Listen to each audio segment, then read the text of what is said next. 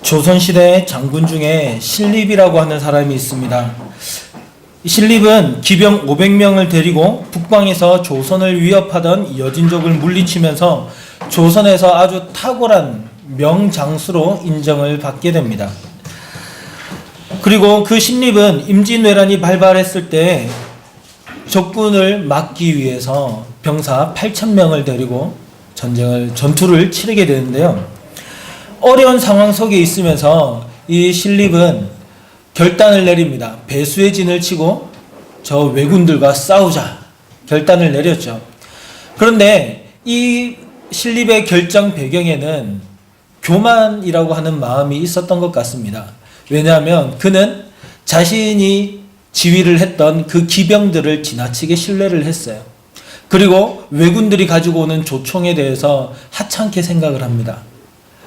그래서 적들이 올라오는 길목을 지켜서 싸우는 것보다는 우리가 평지에서 기병을 데리고 싸우는 것이 훨씬 더 유리할 것이다. 적들은 우리를 맞출 수 없을 것이다 라고 생각을 하고 전투를 치르게 되었고, 그 전투에서 그 모든 병사들이 전멸을 당하게 됩니다. 그리고 이 신립장군은 자신의 목숨을 절벽에서 내던지면서 지금도 우리에게 그 이름이 알려져 있는데요. 이 사람의 교만이라고 하는 것은 아주 위험한 것입니다. 그런데 문제는 사람이 자기가 교만한지도 모르는 채 어느 순간 자기도 그러한 상황 가운데 빠져 있게 되는 것이 정말 무서운 일인 것 같습니다. 잠언 16장 18절을 보면 이렇게 이야기를 하고 있어요. 교만은 패망의 선봉이요 거만한 마음은 넘어짐의 앞잡이니라. 하나님께서는 교만을 미워하십니다. 겸손하기를 원하셔요. 그런데 사람들은 저를 비롯해서요. 참 사람들은 어찌된 게 살아가다가 보면 자기도 모르는 사이에 자꾸만 자기 자신을 드러내고자 하는 마음들이 자기 자신을 낮추고자 하는 마음보다 더 커져만 갑니다. 공부를 깊이 한 사람은요, 자기가 진짜 아는 것이 없다라고 이야기를 해요. 아주 오랫동안 공부를 많이 하신 분들은요, 자신은 드러낼 만한 학식이 없다라고 이야기를 합니다. 그리고요, 공부를 잘하는 사람들은 자신이 아는 것을 자랑을 해요. 내가 이런 것을 안다라고 이야기를 합니다. 그리고 책을 한 권 읽은 사람은요, 자기가 아는 그 모든 것이 전부인 줄 알고 자꾸만 그것을 이야기를 해요.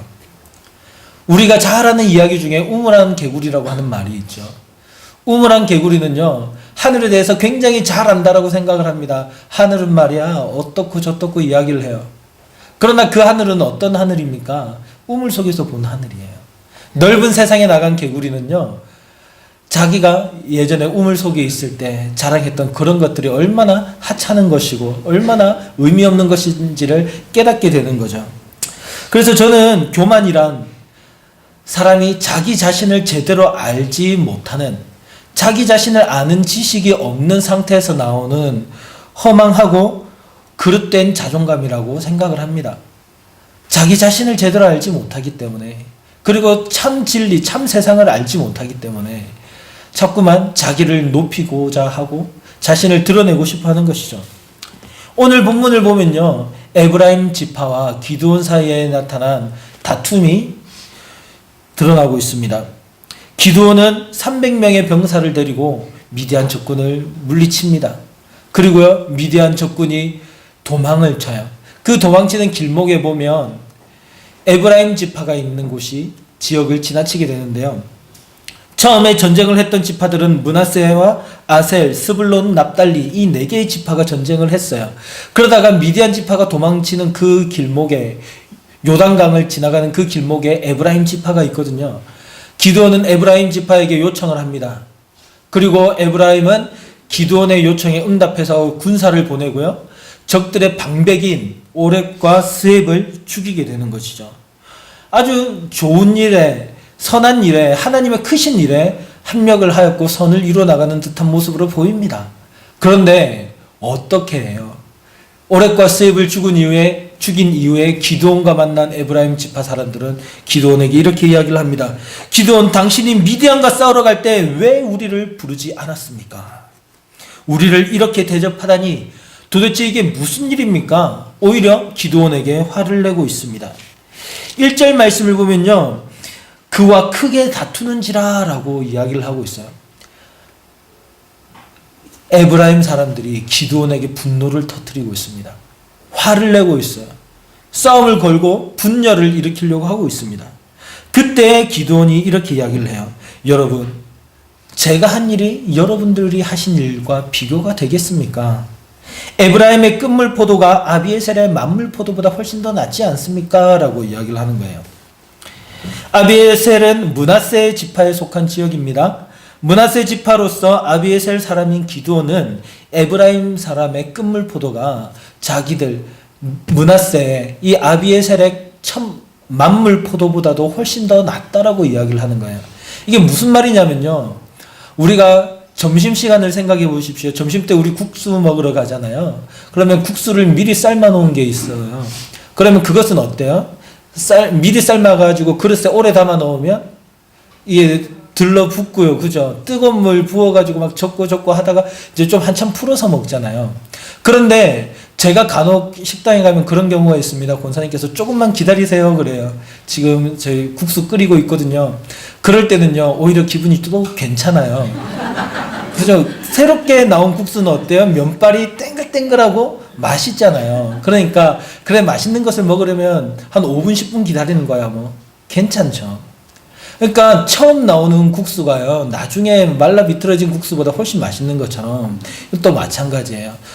만물 포도가요, 당연히 끝물 포도보다는 훨씬 좋아요. 포도주를 만들 때 처음 나오는 그 물들을 가지고, 맑은 물을 가지고 포도주를 만드는 게 훨씬 낫지, 남아있는 찌꺼기를 가지고 만드는 것, 그것은 별로 좋지 않습니다. 그런데요, 기드온은 자기 자신을 얼마나 겸손하게 낮추고 이 에브라임 사람들을 높여주느냐면요, 에브라임의 만물 포도가, 에브라임의 그 남아있는 그 찌꺼기들이 우리 아비에셀의 만물 포도보다 더 낫지 않습니까? 라고 이야기를 하는 거예요. 기드온은 힘을 합쳐서 남아있는 적의 패전병들을 물리쳐야 하는 그 상황에서 자기에게 싸움을 걸어오고 있는 이 에브라임 지파들을 향해서 오히려 그들을 어르고 달래면서 이렇게 이야기를 합니다. 하나님이 미디안의 방백, 즉 미디안의 지도자인 오렉과 스웹을 여러분들에게 넘겨주셨지 않습니까? 내가 한 일이 어떻게 그 큰 일과 비교가 되겠습니까? 기드온이 작은 일을 했나요? 사실 일을 생각해 보면요, 기드온이 훨씬 더 큰 일을 했죠. 정말 이스라엘 백성들이 고통받고 괴로운 상황 가운데 있을 때, 그때 기드온이 하나님의 말씀에 순종해서 바알과 아세라의 제단과 신상을 무너뜨렸잖아요. 그리고 300명의 군사를 데리고 적들과 싸웠잖아요.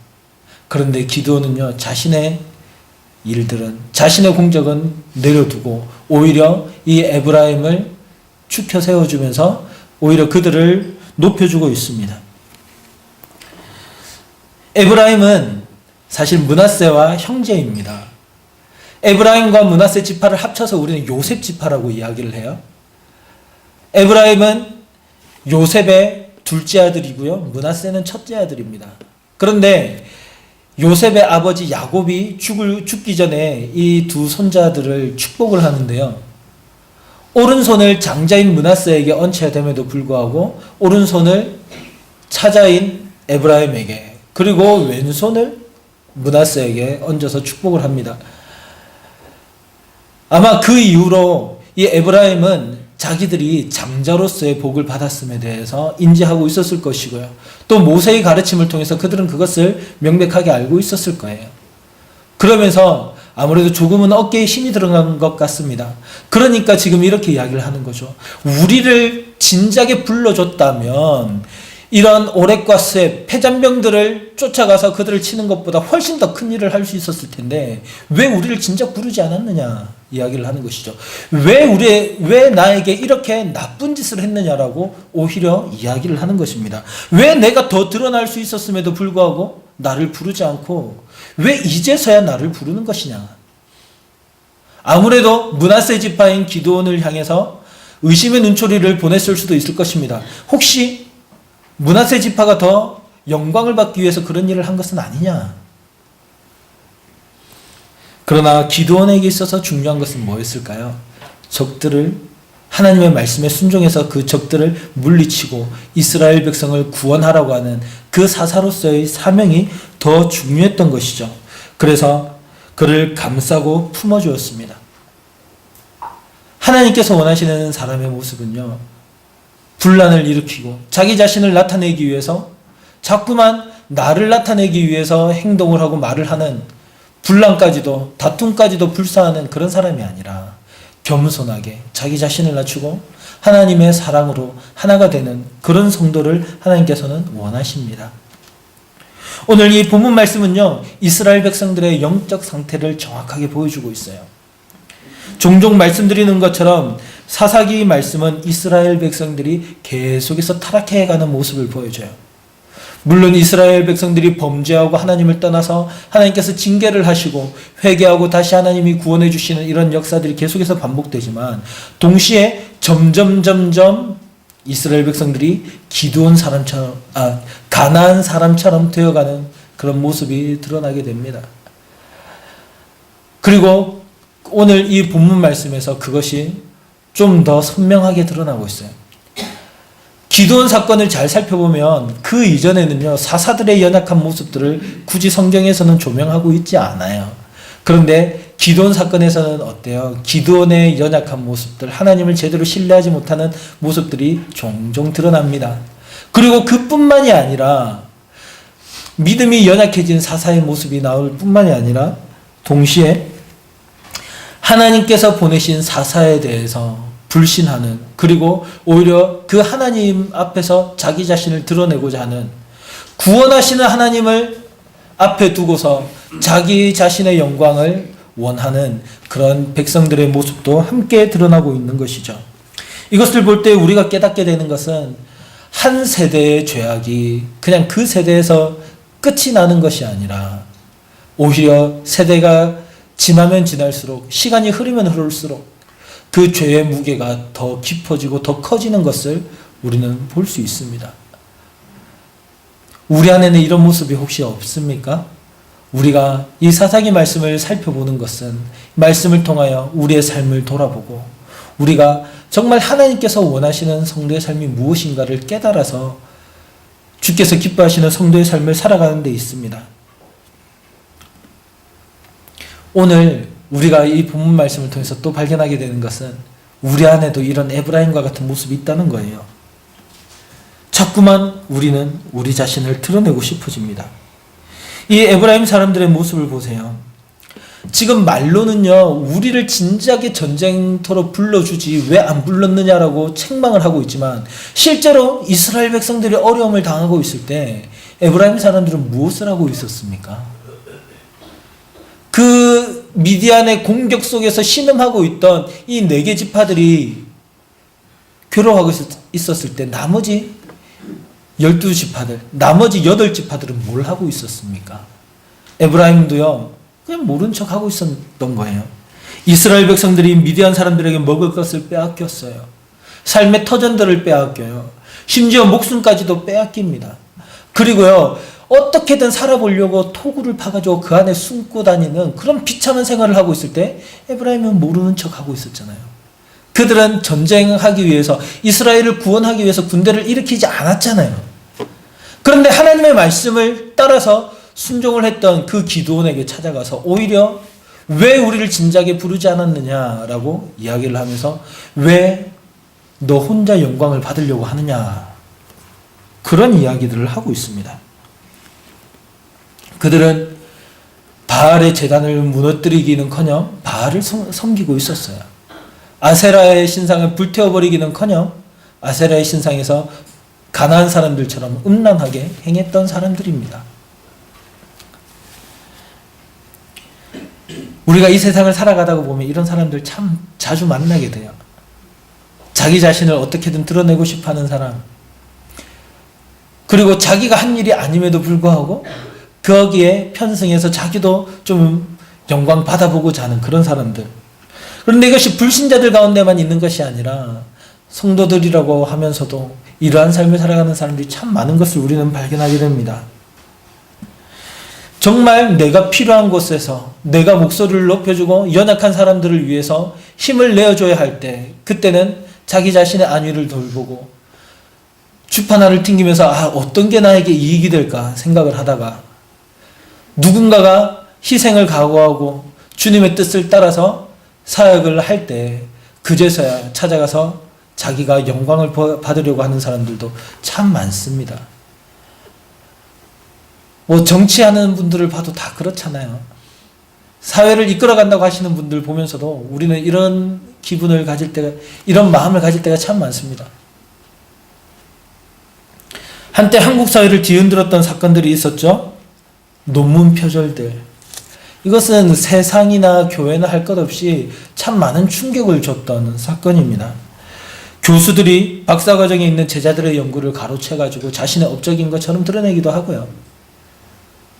또 학위를 받기 위해서 남의 논문을 표절해서 쓰고 외국의 논문을 가지고 오기도 하고요. 왜 이런 일들이 생겼을까요? 자기 자신을 드러내고 싶은 거예요. 자기 자신의 영광을 위해서라면 무슨 일이라도 할 수 있는 것이죠. 굳이 이런 큰 일들 뿐만이 아니라요. 사소한 삶의 영역들 속에서도 그런 일들 우리는 종종 발견하지 않습니까? 우리 생활 가운데서도요. 나를 조금 드러내고 싶어서, 다른 사람들에게 내가 한 좋은 일에 대해서 조금 얘기하고 싶어서, 그래서 알아줬으면 하는 마음들. 그런데 자기를 드러내고자 하는 이런 인간의 마음은요, 하나님 앞에서 죄악임을 알아야 됩니다. 우리는 주 앞에서 나 자신을 낮추고 겸손해야 됩니다. 그리고 이 겸손이라고 하는 것은 그냥 한없이 나 자신을 낮추는 것을 이야기하는 게 아니라요. 겸손은 나를 낮추는 것이 아니라 나를 정확하게 아는 것입니다. 하나님 앞에서 나는 누구인가? 하나님 앞에서 우리는 어떤 사람입니까? 우리는 이런 하나님의 질문 앞에서, 이런 질문 앞에서 우리는 좀 더 진실되게 대답해야 될 필요가 있습니다. 왜냐하면요, 하나님께서는 그 불꽃 같은 눈동자로 지금도 우리를 살펴보고 계시기 때문에 그래요. 하나님께서는 우리가 살아왔던 모든 삶의 여정들을 다 보고 계세요. 그 과정 가운데서 우리가 마음에 품었던 생각들이나 말로 했던 언어들이나, 그리고 우리가 어떤 일을 했던 그 행동들이나, 혹은 그런 모든 말과 행동들을 할 때 우리 마음속에 작게나마 품었던 사소한 의도들까지도, 내가 비록 겉으로 보기에는 선한 일을 한 것 같지만 그 마음속에 있었던 불순한 의도가 있었다면요, 그것마저도 하나님께서는 다 보고 계신 거예요. 그리고 정확하게 판단하고 계신 분이 하나님이십니다. 마가복음 2장에서 중풍병자의 병을 고치시는 예수님을 바라보고 바리새인과 서기관들이 예수님을 신성모독죄라고 이야기를 해요. 왜냐하면 예수님께서 그 사람의 죄를 사하는 것을 봤거든요. 그런데 이 서기관들이 마음속에 품었던 그 생각, 그것을 보시고 예수님께서 말씀하세요. 그들이 속으로 이렇게 생각하는 줄을 예수께서 곧 중심에 아시고, 예수님께서 그냥 그들이 하는 마음속의 생각들을 다 보고 계시고 알고 계신 거예요. 그리고 마태복음 22장을 보면요, 바리새인들이 예수님께 질문을 해요. 예수님, 저희가 가이사에게 세금을 바쳐야 됩니까? 겉으로 볼 때는요, 뭔가 가르침을 얻기 위한 사람들의 질문 같습니다. 그러나 그 사람들의 마음속 의도에는 예수님에게 이 질문을 함으로써 예수님에게 함정을 파는 거예요. 가이사에게 세금을 내라고 하면 민족주의자들에게 비난을 받을 것이고, 세금을 내지 말라 그러면 로마 정부로부터 핍박을 받게 될 것입니다. 그러니까 이럴 수도 없고 저럴 수도 없는 그런 질문을 예수님께 던진 거예요. 그리고 예수님을 어떻게든 해하려고 생각을 한 거죠. 그런데 18절을 보면 이렇게 이야기를 하세요. 예수께서 그들의 악함을 아시고 이르시되 외식하는 자들아 어찌하여 나를 시험하느냐. 그리고 우리가 잘 아는 그 말씀을 하시죠. 하나님의 것은 하나님에게, 가이사의 것은 가이사에게 바쳐라. 근데요, 정말 중요한 것은 예수님께서는 그들의 악한 그 의도까지도 다 파악하고 계시다는 거예요. 다 알고 계셔요. 그런 하나님 앞에서 우리가 무엇을 감출 수 있겠습니까? 하나님께서는 우리를 다 보고 계시고 다 알고 계시기 때문에 감출 수 있는 게 없어요. 그러니까 우리가 이 땅에서 살아갈 때 무엇을 자랑할 게 있겠습니까? 무엇을 드러낼 게 있겠습니까? 그런데 교만한 사람들은 이 하나님께서 우리를 보지 못하실 거라고 생각을 하고 살아가요. 혹은 하나님께서 우리를 지켜보고 계심을 잊어버리고 살아갑니다. 하나님이 진정으로 우리를 보고 계시고 모든 것을 다 아시는 분이라고 믿는 사람들은 겸손합니다. 내 지혜를 자랑할 수가 없어요. 나의 외모를 자랑할 수도 없습니다. 재물도 자랑하지 못하고요. 권력도 자랑할 수 없습니다. 내 자녀도 자랑하지 못하고요. 내 능력도 자랑하지 못하고요. 그 어떤 것도 자랑할 게 없습니다. 그 어떤 것도 드러내서 내가 가진 뭔가를 이야기를 해서 사람들이 우와 대단하네요. 정말 멋있네요. 정말 좋겠습니다. 부럽습니다. 그런 이야기를 듣고자 하지 않습니다. 왜냐하면요. 먼저는 이 모든 것이 내가 가지고 있는 모든 것이 하나님의 것임을 알기 때문에 그래요. 하나님의 것인데 내 것처럼 내가 자랑해서 뭘 하겠습니까? 그리고 또 둘째로는요. 내가 자랑할 만한 이 세상의 그 어떤 것들도 하나님 앞에서 나를 온전하게 만들어주는 것이 아님을 알고 있기 때문에 그래요. 내가 가진 것들 자랑한다고 해봤자 그것들이 하나님 앞에서 나를 완전하게 할 수 있습니까? 결코 그렇지 못하기 때문에 자랑하지 않는 것이죠.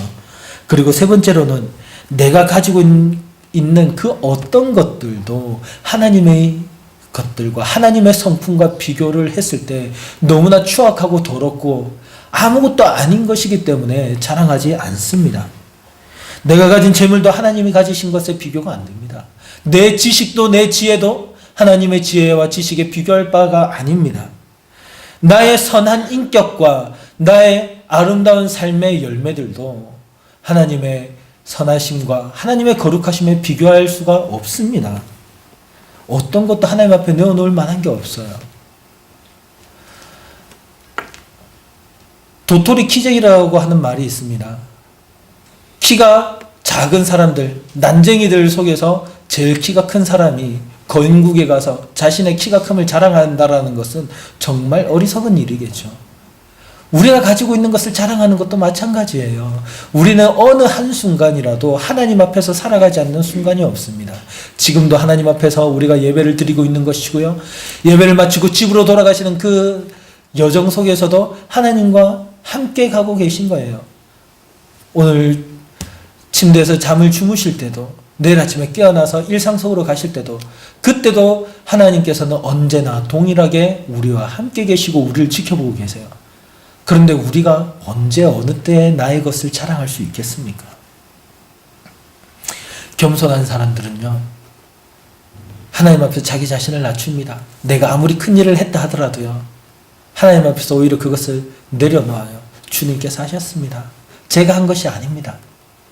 그리고 공동체를 사랑으로 하나가 되도록 만들어 나가는 것이죠. 그러나 교만한 사람들은요. 자꾸만 자신을 드러냅니다. 하나님께서 지금 나 자신을 살펴보고 계심을, 지금도 하나님께서 나와 함께 계심을 생각하지 못하고요. 자꾸만 자기 것을 드러내는 거예요. 계시록 3장을 보면 살았다는 이름을 가지고는 있으나 실상은 죽었다라고 하나님께 책망을 받았던 이 사대교회의 모습을 우리는 떠올리게 됩니다. 그리고 누가복음 18장 14절에서는 이렇게 말씀하세요. 무릇 자기를 높이는 자는 낮아지고 자기를 낮추는 자는 높아지리라. 내가 아무리 나를 높여봤자요. 정말 주 앞에서는 실제로 하나님께서는 우리를 낮추시는 거예요. 내가 나를 높이는 것이 우리가 높아지는 것이 아니라 내가 겸손하게 나를 낮출 때 그때 하나님께서는 하나님의 영광으로 우리를 높여주시는 것이죠. 우리가 어떻게 하나님 앞에 설 수 있습니까? 우리가 어떻게 하나님의 자녀가 되었을까요? 우리가 어떻게 저 영원한 하나님의 나라를 유산으로 상속물로 받게 되었을까요? 우리의 힘입니까?